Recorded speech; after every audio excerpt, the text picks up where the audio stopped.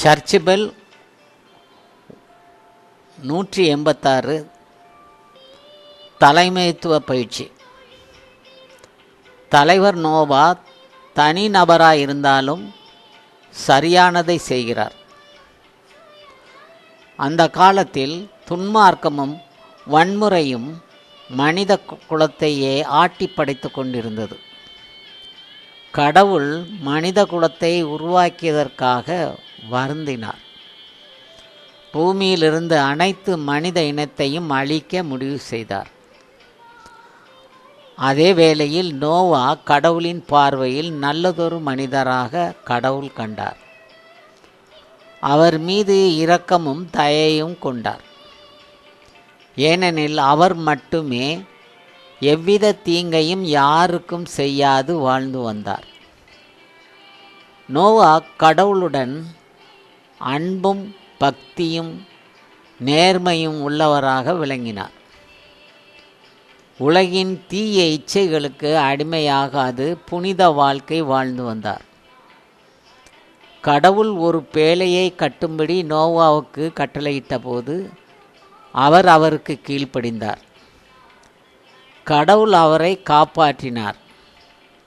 அவருடைய குடும்பம் மற்றும் அனைத்து உயிரினங்களில் ஒவ்வொரு ஜோடி ஆணும் பெண்ணுமாக பாதுகாப்பு பேழையில் அடைக்கலம் கொடுக்க கடவுள் கேட்டுக்கொண்டார். போதிய உணவுக்கும் ஏற்பாடு செய்த கடவுள் இதனை நோவா தலைமையேற்று பணிந்து செய்தார். இதனையே தொடக்க நூல் 8ஆம் அதிகாரத்தில் நாம் வாசித்து பார்க்கிறோம்.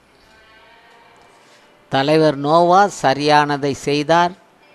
கடவுள் வார்த்தையை நம்பி செயல்பட்டார். திட்டமிட்டு செயல்பட இறைவன் ஆற்றலையும் சக்தியையும் அவருக்கு கொடுத்தார்.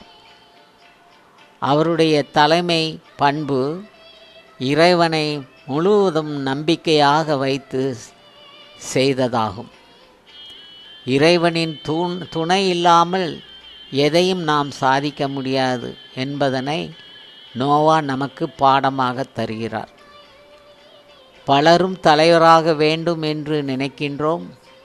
ஆனால் இறைவன் துணை இல்லாமல் எதையும் சாதிக்க முடியாது. இன்னும் 16 முக்கிய தலைவர்களை பற்றி திருவிவிலியம் கூறுவதை தொடர்வோம். இத்தொடர் அனைவருக்கும் பயனுள்ளதாக இருக்கும் என்று நம்புகிறோம். இதனை ஆங்கிலத்திலும் கொடுத்திருக்கிறோம். மக்கள் அனைவரும் விரும்புவார்கள் என்பதால் பலரையும் ஊக்குவிங்கள். கடவுள் என்றென்றும் உங்களை ஆசீர்வதிப்பார். இறைவன் நம்மோடு இருப்பாராக.